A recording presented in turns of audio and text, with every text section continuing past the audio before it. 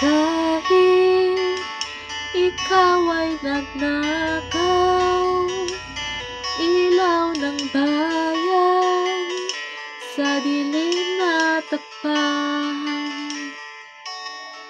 Ngayon, marami ang nagdurusa, paano na sila kapag wala na? Nawala, naglaho ilaw ng ating bayan,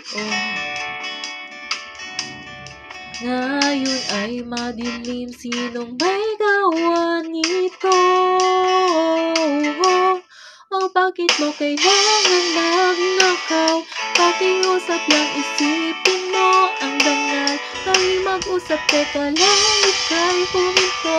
Batas ay nandyan, pahabulin ka nito.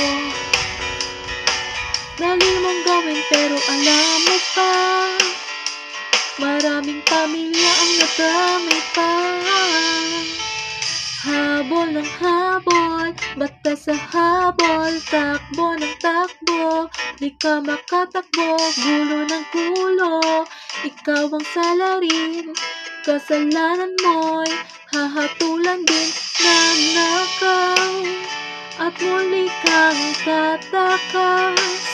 Ngunit batas ay aangkas, huhuliin ka agad-agad. Ang hirap pag di mo alam ang pupuntahan, kulungan ba o pagdurusa ang hahantungan. Takbo ka, tago ka, hahabulin ka ng batas. Iisipin mo lang, panaginip lahat ng ito. Bakit mo kailangan magnakaw? Pakiusap lang, isipin mo ang dangal. Tayo mag-usap, teka lang, ika'y huminto. Batas ay nandyan, hahabulin ka nito. Dali mong gawin pero alam mo pa, maraming pamilya ang nadamay pa.